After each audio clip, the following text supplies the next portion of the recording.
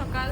আজকে আমি যে বইটা রিভিউ করবো সেটা হচ্ছে গণতন্ত্র ও নিরঙ্কুশ ক্ষমতা, আব্দুল আবু সাইদ স্যারের। এটা আমার আব্দুল আবু সাইদ স্যারের পড়া দ্বিতীয় বই। তো বইটা আমি হচ্ছে যখন পড়েছি, শুরুতেই স্যার বলেছেন যে বইটা তিনি একটু সংশোধন করেছেন। সংশোধন করার পরে তারপরে তিনি হচ্ছে এখানে কয়েকটা ভাগে ভাগ করেছেন। একটা গণতান্ত্রিক স্বৈরতন্ত্র, দুই হচ্ছে স্বৈরতন্ত্র, দলীয়করণ, দুর্নীতি, 70 অনুচ্ছেদের নমনীয়করণ, শেষ কথা। এখানে আমি বইটা পড়তে গিয়ে আমার মনে হচ্ছে যে এগুলো নিয়ে আমরাও কথা বলি, আমরা জনগণের কথাগুলো এখানে হচ্ছে তুলে ধরেছে। সব থেকে ইম্পর্টেন্ট পার্টটা ছিল হচ্ছে 70 নাম্বার অনুচ্ছেদ। তো 1990 সালে যে এরশাদ বিরোধী আন্দোলনের পরে হচ্ছে ভেবেছিল যে হয়তোবা দেশে অনেক কিছু পরিবর্তন হয়ে যাবে, যেমন আমরাও ভেবেছিলাম 24-এর পরে অনেক কিছু পরিবর্তন হয়ে যাবে। কিন্তু সেই সময় হচ্ছে তাদের ভুলটা ভেঙেছে গণতন্ত্রের প্রতি।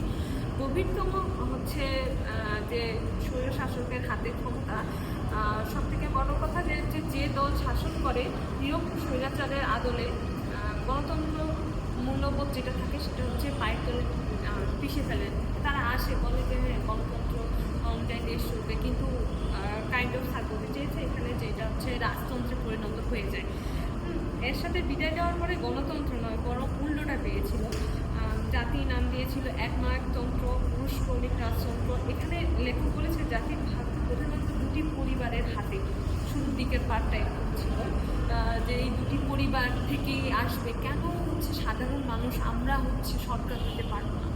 কেন তাদের এটা কি রাষ্ট্র? এটা তো গণতন্ত্র। গণতন্ত্র মানে হচ্ছে জনগণের হচ্ছে সরকার। পরিবারের সদস্য যেই হোক না কেন আদৌ হচ্ছে তাকেই প্রধান কেন হইতে হবে? লেখকের এটা প্রশ্ন ছিল। আপনি যত বড় শ্রেষ্ঠ মানুষ হন না কেন, আপনি নাগরিক, কিন্তু আপনি প্রধানমন্ত্রী হতে পারবেন না, কারণ আপনি ওই দুই ফ্যামিলির মধ্যে কেউ না। তো যোগ্য মানুষের নেতৃত্ব আসার পথটা রুদ্ধ, এটা হচ্ছে লেখক এখানে বলতে চেয়েছে। তাহলে কি এটাকে গণতন্ত্র বলা যায়? উনি বারবার এই প্রশ্নগুলো ঘুরে ফিরে করেছেন এবং এগুলো নিয়ে আলোচনা করেছেন। ওনার ভেতরে একটা ক্ষোভ। আমি মনে করি যে এই বইটা যদি কোনো একটা সাধারণ জনগণ পড়ে, সেও এগুলোর সাথে একাত্মতা প্রকাশ করবে। তো এটা আমার স্যারের ধারণা ছিল যে এই সমস্যাটা হচ্ছে দল তৈরি করে নাই, এই সমস্যাটা তৈরি করেছে হচ্ছে অনুচ্ছেদ 70 নাম্বার অনুচ্ছেদ সংবিধানে। তো সংসদীয় গণতন্ত্র চালু আছে, যা সরাসরি ব্রিটিশ গণতন্ত্রের সরকার আমাদের দেশে যেটা চালু আছে, এটা হচ্ছে স্যার বলেছেন, কিন্তু হুবহু না। আবার এখানে তিনি একনায়কতন্ত্রী স্বৈরতন্ত্র সুনাম করেছেন, যেমন মাও সেতু, আমার পাশা, সিঙ্গাপুরে হচ্ছে লি কুয়ান, মালয়েশিয়ার মাহাথির মোহাম্মদ। আমি যখন ছোটো ছিলাম তখন আমিও হচ্ছে মাহাথির মোহাম্মদের অনেক প্রশংসা শুনেছিলাম, কিন্তু মাহাথির মোহাম্মদের তার এখনও দেশে অনেক জনপ্রিয়তা আছে। তো আমি বই থেকে কিছু উদ্ধৃতি হচ্ছে তুলে ধরতে চাই, যেটা আমার মনে হয় সবার সাথে শেয়ার করা দরকার।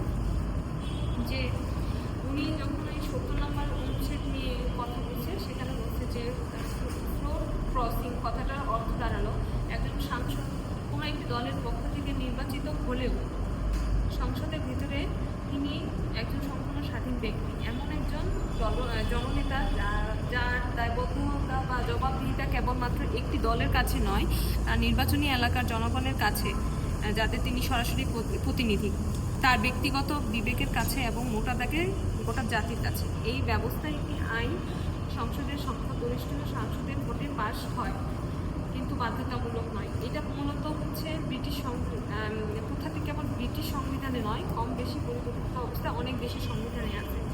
তো উনি চায় যে এই 70 নম্বর অনুচ্ছেদটা যাতে পরিবর্তন হয়। তো এখানে আরেকটা কথা আমি আপনাদের সাথে শেয়ার করতে চাই। 1972 সালে সংবিধানের 70 নং অনুচ্ছেদ যুক্ত হলে রাজনৈতিক মহল মোটামুটি হাফ ছেড়ে বাঁচে, কারণ এটা তাদের পক্ষে গেছে, দলগুলোর পক্ষে গেছে। সরকারি স্থিতিশীলতাকে শেষ পর্যন্ত নিশ্চিত করা গেছে ভেবে স্বয়ং বঙ্গবন্ধু নাকি সে সময় স্বস্তির নিঃশ্বাস ফেলেছিল। তো এবার আসুন দেখি যে এই ফ্লোর ক্রসিং সম্বন্ধে এই অনুচ্ছেদে কী বলা আছে। কোনো নির্বাচনে কোনো রাজনৈতিক দলের প্রার্থীর রূপে মনোনীত হইয়া কোনো ব্যক্তি সংসদে নির্বাচন হইলে তিনি যদি উক্ত দল পরিত্যাগ করেন, হচ্ছে সংসদে উক্ত দলের বিপক্ষে ভোট প্রদান করেন, তাহা হইলে সংসদে তাহার আসন শূন্য হইবে, তবে তিনি সেই কারণে পরবর্তীতে কোনো নির্বাচনে সংসদ সদস্য হইবার অযোগ্য হইবেন না। তাহলে কি দাঁড়ালো? হচ্ছে সংসদের আইন প্রণয়নে একজন সংসদের সাংসদের কোনো নিজস্ব মতামত নেই, দলের মতামতই তার মত, অর্থাৎ এই সংসদ বোবাদের সংসদ। আরেকটা বিষয় আমরা এখন দেখতে পাই যে হচ্ছে এই যে প্রধানমন্ত্রী যাকে চায় তাকেই হচ্ছে ক্ষমতায় নিয়ে আসতে পারে। প্রধানমন্ত্রী খুশি হয়ে যাকে যেভাবে নিয়োগ দিচ্ছেন তা বহাল রাখছেন, তাই তার ভাগ্য। আগে বলেছি আমাদের রাষ্ট্রশাসকেরা আজ আসছে দেশের মাত্র দুটো পরিবার থেকে। এত ছোট্ট একটা জায়গা থেকে আসা মানুষের মধ্যে দেশের যোগ্যতম ব্যক্তি পাওয়া নিশ্চয়তা নেই, তাই উচ্চতর নেতৃত্বের অভাবে আজ দেশ দিক নির্দেশনাহীন। আসলে দেশ দিক নির্দেশনাহীন। আমাদের যে ইন্টেলেকচুয়াল পার্সনরা আছে তাদের যেমন বিশেষজ্ঞ থেকে পড়া, তাদের একত্রিত করে তাদের সাথে বারবার বসা এবং তাদেরকে কাজে না লাগিয়ে বিদেশ থেকে আমরা হচ্ছে পার্সন হায়ার করি। হ্যাঁ, এটা এরপরে যদি আমি বলি যে উনি বলতে একনায়কতন্ত্রের নানা চেহারায় বহু দেশে থাকে, এমনকি গণতান্ত্রিক ব্যবস্থাতেও থাকে, কিন্তু আমাদের গণতান্ত্রিক একনায়কতন্ত্রগুলো সেগুলো ব্যতিক্রমী কেবল নয়, খুব ভিন্ন স্বভাব। রাজতন্ত্র, সামরিক একনায়কতন্ত্র বা অন্য সব স্বৈরতন্ত্রের সাথে গণতন্ত্রের একটা মৌলিক পার্থক্য আছে। একনায়কতন্ত্র মনে করে একাই আমি সব পারি, দেশ শাসনের জন্য আমার অন্য কাউকে দরকার নেই, তাই একনায়কতন্ত্র বিরোধী দলের অস্তিত্ব স্বীকার করে না। সমস্ত বিরোধিতার সিস্টেম রোলারকে পিষে নিজের নিরঙ্কুশ কর্তৃত্ব প্রতিষ্ঠা করে সে নিশ্চিত হতে চায়। কিন্তু গণতন্ত্র তা নয়। রাষ্ট্রের সমস্যা ও জনকল্যাণের ব্যাপারে গণতন্ত্র একনায়কতন্ত্রের তুলনায় অনেক বেশি শ্রদ্ধাশীল, সংস্থানমূলক, মানবিক ও সুসংস্কৃত। গণতান্ত্রিক ক্ষমতাসীন দল মনে করে রাষ্ট্রের জটিল বিশাল অন্তহীন সমস্যার পুরোপুরি সমাধান তার একার পক্ষে করা সম্ভব নয়। করতে হলে দেশের পক্ষ বিপক্ষ সবার প্রয়োজন। কিন্তু দেখা যায় যে আলটিমেটলি এই গণতন্ত্রটা শুধু মুখে মুখে আছে, কিন্তু পুরো সিস্টেমটা একনায়কতন্ত্রে পরিণত হয়েছে। তো তিনি বলছেন যে সামরিক শাসন ভালো না, আবার কিছু কিছু জায়গায় উনি সামরিক শাসনকে ভালো বলেছেন, যে হচ্ছে অন্তত সেনানিবাসটা হচ্ছে মূল ফোকাসে থাকে, আপনি কিছু থাকে না, কিন্তু রাষ্ট্রটা কেন যেন ঠিকঠাক চলে। হ্যাঁ, এটা আমি বলতে চেয়েছি। তো পরপর তিনটি গণতান্ত্রিক সরকারের সময় আমরা দেখেছি বিরোধী দল সংসদ বর্জন করেছে। অনেকে ভেবেছেন তারা ওটা বসা করে সংসদ চলে গেছে, কিন্তু আসল ব্যাপার একেবারে তা না। আসল কারণ হলো প্রতিটি সরকারি দলে প্রতিপক্ষকে নিশ্চিহ্ন করার স্বতন্ত্র অংশ হিসেবে তাদের সংসদ থেকে তাড়িয়েছে, সংসদের কথা বলতে না দিয়ে জনপ্রতিনিধিত্বের সুযোগ থেকে বঞ্চিত করে, হৃদয় ভেঙে দিয়ে, অপমানে ক্লিষ্ট করে তাদের ঝেঁটিয়ে বিদায় করেছে। আর আসলে এই যে সমস্যাগুলো এত, আমার মাঝে মাঝে মনে হয় যে আমি রম্য করতেছি কিনা, মানে মজায় মজায় সবাইকে পাশ দেওয়া, পিছতে বিদায় করেছে, কেবল সংসদ থেকে নয়, রাস্তা থেকে নয়, এবং তাদের ঘরবাড়ি থেকে তাড়িয়ে দিয়ে কার্যত 5 বছরের জন্য তাদের উদ্বাস্ত করে ফেলেছে। এটা আসলে হিংসাত্ম যে মনোভাবটা, এর জন্য আজকে আমরা 50 বছর পরেও দেখা যায় যে রাস্তার পাশে মানুষ টয়লেট করতেছে, এটার কোনো ব্যবস্থাপনা নাই, নদীর দখল করতেছে, নদীতে ইচ্ছা মতো মানুষ হচ্ছে ময়লা ফেলাচ্ছে, এটাও দেখার কেউ নেই। মানে অভিভাবকহীন একটা ব্যবস্থার মধ্যে আমরা পড়ে গেছি। বিরোধীদের উপরে অত্যাচার প্রতিটি দল প্রধান থেকে শুরু করে দুটি দলের নিম্নতম পর্যায়ে কর্মী বা সমর্থকদের পর্যন্ত আক্রান্ত করেছে। এখানে স্যার আরও একটা কথা বলেছে যে যারা এই দুই দলে আছে তারা হচ্ছে কখনো কর্মীদের কথা চিন্তা করে না, কর্মীরা কোথায় আছে, কর্মীরা কেমন আছে, তারা শুধু তাদের একটা লেভেল পর্যন্তই খোঁজ খবরটা রাখে। অনুচ্ছেদ 70 নিয়ে স্যার পুরো একটা মানে কিছু কথা বড় করে লিখেছে।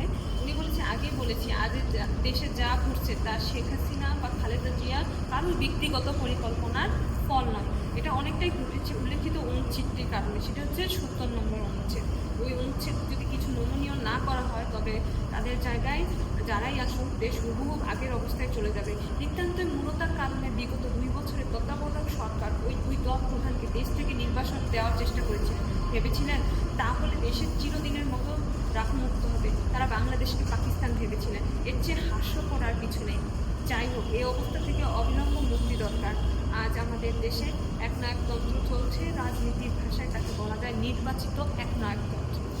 বাংলাদেশ 1972 সালে সংবিধানে এর বীজ উক্ত হয়েছিল। 1971 সালে সংবিধান সংশোধনীর মাধ্যমে তা আরও কঠোর ও নিরঙ্কুশ হয়েছে। এমনিতেই 1971 সালে আমাদের শাসকদের বা জনগণের কারো রাষ্ট্রের অভিজ্ঞতা ছিল না। এই কথাটা আসলে আমি যখন বিভিন্ন ইতিহাস পড়েছি, তারা শুধু আন্দোলন সংগ্রামী করেছে, কিন্তু রাষ্ট্র পরিচালনা কিন্তু তারা করে নাই। সেক্ষেত্রে তাদের একটু নমনীয় সহনীয় হয়ে রাষ্ট্রের মানুষের কাজ বুঝে আরও অভিজ্ঞতা সঞ্চয় করে তাদের কাজগুলো মানে চিন্তা ভাবনা করে করা উচিত ছিল, যেহেতু 71-এর আগে তারা কেউ ক্ষমতায় বসে নাই। তো কিন্তু তারা সেটা করে নাই। দেখা গেছে যে জনগণ এতে আরও বিক্ষুব্ধ হয়ে গেছে। ক্ষমতাটা নিজের কাছে কুক্ষিগত রাখতে চাইলে আর জনগণ যদি বুঝে না আমি ডাল ভাত খাচ্ছি আর সে হচ্ছে বাড়িতে বসে আরাম করে বিরিয়ানি খাচ্ছে, তাহলে পরিণত এটা যখনই কোনো সরকার প্রধান এটা ভাববে তার পতন নিশ্চিত। তো এরপর এই ধরনের সাংবিধানিক জটিলতার কারণে আমাদের রাজনীতি ও গণতন্ত্রের বিপাকে পড়ে আজ আমরা দেশের অন্যান্য অঙ্গের তুলনায় পিছিয়ে পড়েছে। রাজনীতিবিদদের ও আত্মঘাত আজ কেবলই তাদের নিজের মতো করে জাতীয় সমৃদ্ধিকে ধ্বংস করছে। সারা দেশ আজ বাঁচতে চাচ্ছে, উঠে দাঁড়াতে চাচ্ছে, জয় করতে চাচ্ছে একমাত্র রাজনীতিবিদের। রাজনীতির জাতির সমস্ত অগ্রযাত্রা বুকের উপর জল্লাদের মতো চেপে বসে সব উদ্যোগ ধ্বংস করে দিচ্ছে। এককেন্দ্রিক ক্ষমতা, গণতন্ত্রহীন পরিস্থিতি ও বর্গাহীন দুর্নীতি আর সন্ত্রাসের আর এক ঘৃণিত ভাগাড়ে নিক্ষেপ করেছে। তো আবারও তিনি 1972 সালের এই সংবিধানে 70 নং ফ্লোর ক্রসিং সম্পর্কে যে নিষেধাজ্ঞা ছিল তা প্রথম দিকে তুলে ধরেছে। 1991 সালের সংবিধানের সংশোধনের 70-কে যা বলা হয়েছে তার নিচে একদম তুলে ধরেছে। কোনো নির্বাচনে কোনো রাজনৈতিক দলের প্রার্থীরূপে মনোনীত হইয়া কোনো সংসদ ব্যক্তি সদস্য নির্বাচিত হইলে তিনি যদি উক্ত দল হইতে পদত্যাগ করেন অথবা সংসদে উক্ত দলের বিপক্ষে ভোটদান করেন, তাহলে তাহার আসন শূন্য হবে। ব্যাখ্যা হলো, যদি কোনো সংসদ সদস্য যে দল নির্বাচনের প্রার্থীরূপে মনোনীত করিয়াছে তা সেই দলের নির্দেশ অমান্য করিয়া অথবা সংসদে উপস্থিত থাকিয়া ভোটদানে বিরত থাকে অথবা সংসদের কোনো বৈঠকে অনুপস্থিত থাকেন, তাহলে তিনি উক্ত দলের বিপক্ষে ভোটদান করিয়াছে বলে গণ্য। মানে আপনি থাকেন না থাকেন, হ্যাঁ, আপনার এই মানে না থাকার ফলে আপনার অনুপস্থিতিটা আপনার মানে দলের বিপক্ষে চলে যাচ্ছে। এই বিধানের পরে গণতন্ত্র বলে আর কিছুই থাকে না, কেননা কার্যত এখানে রাজনীতি জনপ্রতিনিধিরা রাজনৈতিক দলের ভিত্তিতে পরিণত হয়েছে এবং সারা জাতি রাজনৈতিক দলের হাতে আশা পাকা আগা পাঁচতলা জিম্মি হয়ে আছে। হয়েছেও তাই। গত 15 বছরে জাতি দলের প্রধানের দিনরাত ক্ষোভ অসন্তোষ বিক্রম করে কার্যত কোনো সুবিধা করতে পারেনি, উল্টো তাদের পায়ে ফিরে এসে নতজাত হয়েছে। বিএনপি সাধারণ সম্পাদক আব্দুল মান্নান ভূঁইয়ার কথা সবাই হয়তো মনে আছে। কি চমৎকার 12 বছর যোগ্যতার সাথে বিএনপিকে তিনি নেতৃত্ব দিয়েছিলেন। কিন্তু তত্ত্বাবধায়ক আমলে দলের ভেতরে একটু সামান্য গণতন্ত্রের কথা তোলায় অসম্মানজনকভাবে ইতিহাসে আত্মপরে নিক্ষিপ্ত হয়েছে। উনি আমাদের থেকে হচ্ছে অনেক সিনিয়র, অনেক কিছু দেখছে, মুক্তিযুদ্ধ করছে, এই যে নানান অভিজ্ঞতার মধ্যে দিয়ে তিনি এই বইটা লিখছে।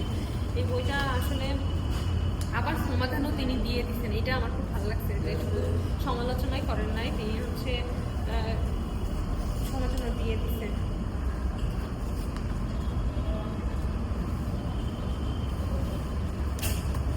উনি বলছে যে সংবিধানের এই সংশোধন আনলে, যদি 70 নম্বরের অনুচ্ছেদে সংশোধন আনে, তাহলে দেশ ও রাজনীতির ক্ষেত্রে যেসব পরিবর্তনের সম্ভাবনা দিবে তা হলো, প্রতিটি দলের ভিতরে ন্যূনতম গণতন্ত্র চর্চার পরিবেশ সৃষ্টি হবে, গণতন্ত্রের ভিতর স্বৈরাচারী প্রবণতা কমবে এবং বংশানুক্রমিক স্বৈরতন্ত্রের আশঙ্কা থেকে জাতি মুক্তি পাবে, সরকারের স্থিতিশীলতা বজায় থাকবে এবং কথায় কথায় সরকার পতনের আশঙ্কা থাকবে, দেশ স্বৈরাচারী গণতন্ত্রের হাত থেকে মুক্তি পাবে বলে সরকারি দলের মতো বিরোধী দলগুলো কম বেশি ক্ষমতা ভোগ করবে ও মোটামুটি মিলেমিশে দেশ চালাবে। এতে রাজনীতিবিদদের ভিতর সৌহার্দ্য ও উচ্চতর শাসকের চেহারা ফুটে উঠবে ও গণতন্ত্রের সাংস্কৃতিক সূচনা হবে। 5 নম্বর বলেছে, গণতান্ত্রিক স্বৈরতন্ত্র যেভাবে গোটা জাতিকে বিখণ্ডিত করেছে।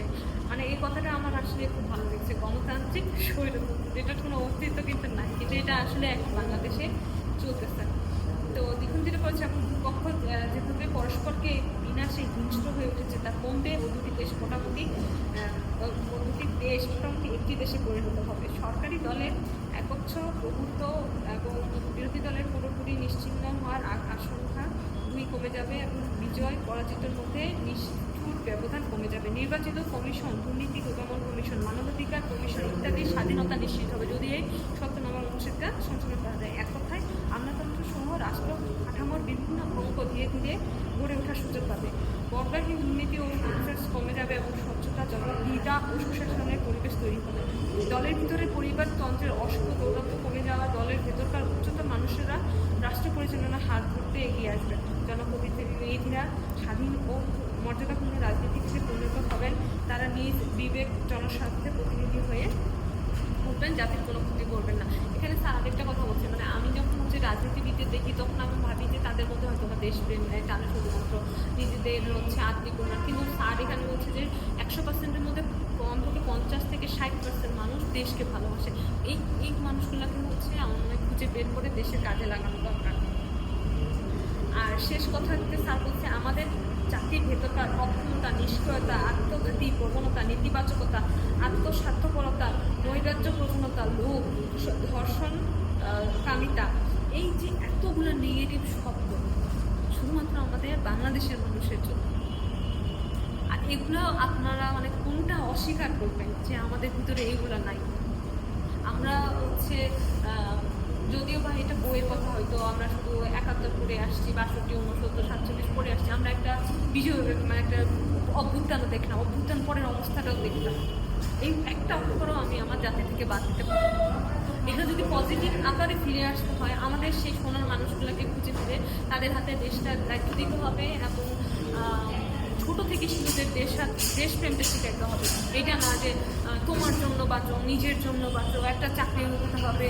হ্যাঁ, সবাই মিলেমিশে যে একটা দেশ, মানে আমি একটা ভালো থাকলে তো দেশ ভালো থাকবে না। আমি মাংস পোলাও খাচ্ছি, আরেকজন খাবার পাচ্ছে না, তাহলে তো এটা দেশ হলো না। সবাইকে মিলেমিশে নিয়ে থাকার প্রবণতা, এইগুলো কার মধ্যে আছে সেই মানুষগুলোকে খুঁজে বের করতে হবে। আর এখানে স্যার যে বলছে এটা ভাবা খুব ভুল যে দেশের রাজনীতিবিদরা খারাপ। আমার ধারণা 50-60 ভাগ ক্ষেত্রে রাজনীতিবিদ এখনও দেশপ্রেমিক ও শুভবুদ্ধ গতিসম্পন্ন। তবে স্যার এটা অনেক বছর আগে লিখেছিল। এখন আমি স্যারের কাছে প্রশ্ন করতাম যে স্যার এখনও কি 50-60% মানুষ হচ্ছে আছে স্যার যারা দেশকে নিয়ে ভাবে? আসলে বিপাকে পড়েছে রাজনীতিবিদের রাজনীতি। দুজন দলের প্রধান স্বৈরতান্ত্রিক ক্ষমতা খেসারত দিতে গিয়ে রাজনীতিবিদ বলে এদেশে কার্যত কিছুই নেই। তাদের স্বার্থনিশী কার্যকলাপের কারণে রাজনীতিবিদরা আজ এমন সব অন্যায় ও বিবেক বঞ্চিত কাজে সম্পৃক্ত হচ্ছে যা রাজনৈতিক পরিবেশ সুস্থ থাকলে তাদের করতে হতো না। ব্যাপারটা রাজনীতিবিদদের ভাবমূর্তিকে নিচে নামিয়েছে। মানুষ রাজনীতিবিদদের আজ মোটামুটি একদম বহিরাগত বস্যু বা বর্গী হিসাবে দেখছে। দেশের মেধাবী মানুষের রাজনীতির কথা ভাবতে ঘৃণা বোধ করছে, মানে তারা ভাবছেই না। কিন্তু আমি যদি 71-এর আগের রাজনীতি বলি, তখন কিন্তু সব মেধাবী মানুষরাই হচ্ছে রাজনীতি করেছে। এবং তাজউদ্দিন আহমেদ যে দূরদৃষ্টি সম্পূর্ণ ছিলেন, তিনি প্রচুর বই পড়তেন, তিনি হচ্ছে একটা সিদ্ধান্ত নিলে এই সিদ্ধান্তর ভবিষ্যৎটা কীভাবে এটা বলে দিতে পারতেন। এরকম একটা দূরদৃষ্টি সম্পূর্ণ নেতা আমরা হচ্ছে হারিয়েছি এবং পরবর্তীতে তার রিপ্লেসমেন্ট কাউকে বলবো এরকম আজ পর্যন্ত আমরা কাউকে পাইনি। একটা জাতি পরিচালনার মূল দায়িত্ব কিন্তু শেষ পর্যন্ত রাজনীতিবিদদেরই। মানে আমি ক্যাডার হই, যেই হই না কেন, রাজনীতিবিদদের হাতেই অনেক কিছু থাকে। কিন্তু আমরা এই গুরুত্বটা বুঝতে পারি না। আমলাতন্ত্ররা তাদেরকে একটা চাপের মধ্যে ফেলে রাখে। রাজনীতিবিদরাও 5 বছর পরে আবার একটা হয়ে যায়। তবে স্যার এখানে বলছে যে 5 বছরের জায়গায় 4 বছর ক্ষমতাটা হচ্ছে নিয়ে আসতে, যাতে করে হচ্ছে কিছুটা হলেও আশা দেখা যাবে। তো 1990 সালে গণঅভ্যুত্থান হয়েছিল গণতন্ত্রের জন্য। আন্দোলনের পর সবাই ভেবেছিল আমরা গণতন্ত্র পেয়ে গেছি, কিন্তু কয়েক বছরের মধ্যেই স্পষ্ট হয়েছিল যে সেবার আমরা গণতন্ত্র নামটি পেলেও প্রকৃত গণতন্ত্র পাইনি। জাতিকে এবারে আন্দোলন করতে হবে সেই গণতন্ত্রের জন্য। এটা কিন্তু উনি বলে গেছিলেন যে হচ্ছে অনেক আন্দোলন করতে হবে। হ্যাঁ, 90-এর আন্দোলন চাইতে অনেক জটিল ও দুর্গম। 1990 সালে আমাদের সংগ্রাম করতে হয়েছিল সরাসরি স্বৈরতন্ত্রের সঙ্গে, কিন্তু এবার আমাদের সংগ্রাম করতে হবে গণতন্ত্রের নামে আর লুকিয়ে থাকা আরেকটি একতন্ত্রের সঙ্গে, যেটা কিন্তু হয়েছে। কিন্তু এরপরে হচ্ছে আমরা ফলাফল আবারও জিরো। এই একনায়কতন্ত্র হলো রামায়ণের ইন্দ্রজিতের মতো মেঘের আড়ালে লুকিয়ে লুকিয়ে যুদ্ধ। সাধারণ স্বৈরতন্ত্রের চেয়ে জটিল বলে জনগণের পক্ষে একা বুঝে ওঠা ও এর বিরুদ্ধে জাগ্রত হতে হয়তো সময় সাপেক্ষ। তাছাড়া সাধারণ স্বৈরতন্ত্রের মতো এই স্বৈরতন্ত্র জনগণের সরাসরি কেড়ে নেয়। আপাত দৃষ্টিতে জনগণ এখন স্বাধীন, তার বাক স্বাধীনতা, প্রচার মাধ্যম বা দৈনিক জীবনযাপন উপরে কোনো বিধিনিষেধ নেই। ৭০ নম্বর অনুচ্ছেদ ছাড়াও গণতন্ত্রের খালি পড়ার বহু কারণ আছে। ব্যক্তিগত ও জাতিগত অক্ষমতার কারণে আমরা স্বপ্ন দেখি গণতন্ত্রের, কিন্তু স্বস্তি বোধ করি একনায়কতন্ত্রে। মানে হচ্ছে কি, স্যার যখন আমরা বিশ্লেষণ করছে দুইটা মানে সব ধরনের বিশ্লেষণ করছে, শুধু এক পক্ষকে ধরেই বিশ্লেষণ করে দেয়। সবটাতেই ভালো মন্দ আছে। এখন এইখানেই হচ্ছে যেমন সৃষ্টিকর্তা আমাদেরকে ছেড়ে দিছে যে তোমার হচ্ছে অন্য সব প্রাণীর থেকে তুমি আলাদা, কারণ তোমার বিবেক বুদ্ধি আছে, তুমি ওটা নিয়ে চিন্তা করো। আমাকে যেন এইটা স্যারের লেখাতে এটা মনে হচ্ছে স্যার হচ্ছে অনেক থিমগুলো বলছে, এখন আমরা কোথা থেকে পিক করবো, কোনটা পিক করবো, কোনটা জনগণের জন্য ভালো হবে, দেশের জন্য ভালো হবে, এটা হচ্ছে আমাদের গ্রহণ করার একটা বিষয়। তো ব্যক্তিগত জাতিগত অক্ষমতার কারণে আমরা স্বপ্ন দেখি গণতন্ত্রের, কিন্তু স্বস্তি বোধ করি একনায়কতন্ত্রে। গণতান্ত্রিক হবার পথে এক আরো বড় বাধা।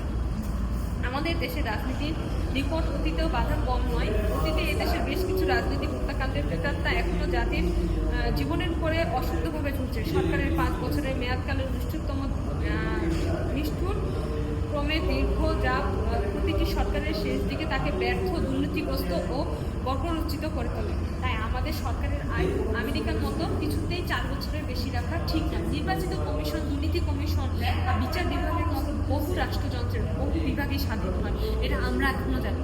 এটা আমরা রহরহ রিপোর্ট দেখি। তারপরেও কেন যেন হাত পা বাঁধা মনে হয় আমার, যে অ্যাকশন নিতে পারে না। যে দুর্নীতি কমিশন, দুর্নীতির বিরুদ্ধে কাজ করবে তাকেই ঘুষ দেওয়া লাগে। তবু আমার মনে হয় স্বতন্ত্র সংস্কৃত হলে রাজনীতিবিদদের মধ্যে যে মুক্ত গণতান্ত্রিক পরিবেশ সৃষ্টি হবে, তা এসব অসুবিধা দূর করে সুষ্ঠু রাষ্ট্র কাঠামো গড়ে তুলতে অনুঘটক হিসেবে কাজ করবে। গত 15 বছরে সবার কাছ থেকে শুনে আসছি, দেশের পছন্দ যেমন মাথা থেকে শুরু হয়, জাতির পচনও তেমনি শুরু হয় উপর থেকে। এই ওপর বলতে রাজনৈতিক একনায়কতন্ত্র ও তার আশীর্বাদ পুষ্টদের প্রতি ইঙ্গিত করেছে। রাজনীতি একটি বৈশ্বিক ব্যাপার। ইতিহাসে রাজনীতিবিদরা খুব স্মরণীয়। কবি, সাহিত্যিক, সঙ্গীত রচয়িতা, দার্শনিক, বৈজ্ঞানিক মানুষের হৃদয় জগতে যেভাবে লালিত হন, রাজনীতিবিদরা তারা হন অপমানিত। হন যদি শেষ বিচারে হয়ে উঠতে পারে রাজস্বী, অর্থাৎ রাষ্ট্র শাসনের পাশাপাশি উপহার দিতে পারে উচ্চতর ন্যায়, কল্যাণ, বিচার বুদ্ধি, তবু রাষ্ট্রের চলমান জীবনের রাজনৈতিক নেতাদের আদর্শ ও স্বপ্নের প্রভাব বিরাট। একটি জাতির প্রায় তৈরি হয় ওই রাষ্ট্রের শাসকদের ব্যক্তিত্বের আদরে। তাদের ব্যর্থতা, অযোগ্যতা, চরিত্র, দুর্নীতি সারা জাতির শরীরে ফুটে আছে। মানে উনি এখানে রাজনীতিবিদদের যে গুরুত্বটা এটা বারবার তুলে ধরছে। যতই প্রতিষ্ঠান থাকতে চায় কেন রাজনীতিবিদের অনেক গুরুত্ব, কিন্তু সেই গুরুত্বটা তারা খেলায় নষ্ট করে দিচ্ছে এবং অপমানিত হচ্ছে পদে পদে। তাদের যে সম্মানটা মৃত্যুর পরে মানে মানুষ কাজ করে কেন, আমার নাম তো থাকবে, আমি কাজ করে যাচ্ছি, ইহকাল পরকাল দুটাই মানে যেটা যারা বিশ্বাস করে আর কি, সেক্ষেত্রে হচ্ছে আমি দুইটাই ঠিক থাকবে। কিন্তু আলটিমেটলি দেখা যায় সাময়িক সুখটাকে খুব তারা গুরুত্ব দেয়, মানে জনগণের কাছে জনগণের সুখ প্রাপ্তি এগুলোকে তারা গুরুত্ব দেয়। আসলে এখানে যে যত নেগেটিভ কথা বলেছেন এই জাতির সম্পর্কে, বাংলাদেশের বাঙালি জাতির সম্পর্কে, আমার আসলে খুবই হীনমতা লেগেছে যে আমরাও তো প্রজন্ম এখন হচ্ছে বই থেকে সরে গিয়ে আরও অন্যদিকে যাচ্ছে। কিন্তু আমরা যদি এইসব চর্চা করি নিয়মিত, তাহলে আমরাও কারণ একটা সময় দেখা যাবে যে এই তরুণ প্রজন্ম রাষ্ট্রের ভালো হবে, তারা যেন নিজ নিজ জায়গা থেকে একটা ভালো কিছু করে আর কি। তো এরপরে স্যার বলছে, এটাকেই চরিত্র প্রায় তৈরি হয় রাষ্ট্রের শাসকদের ব্যক্তিত্বের আদলে। তাদের ব্যর্থতা, অযোগ্যতা, চরিত্র, মহিমা, দুর্নীতি সারা এটা তো বললাম। মনে আছে যখন ফিল্ড মার্শাল মোহাম্মদ আইয়ুব খান পাকিস্তানের শাসক ছিলেন, তখন পূর্ব পাকিস্তানের গভর্নর মুনাইম খান হয়ে উঠেছিলেন তারই মতো আরেক আইয়ুব খান। প্রতিটি জেলা প্রশাসক হয়ে উঠেছিলেন তারই মতো আইয়ুব খান। এমনকি সারা দেশের 80,000 মৌলিক গণতন্ত্রের সবাই হয়ে উঠেছিলেন। তাই ওটা জাতি, আদর্শ, সংস্কৃতি তখন হয়ে উঠেছিল আইয়ুব খানের ছাঁচে। একটা জাতির জীবন শাসকদের আদলে গড়ে ওঠে বলেই উন্নত শাসক এত জরুরি। চাই সুস্থ রাজনীতি, উদার হৃদয় সম্পন্ন দেশপ্রেমিক শাসন। এটা আমরা মনে হয় প্রত্যেকটা আমজনতাই চাই, যাদের হচ্ছে বাংলাদেশ ছাড়া গতি নাই।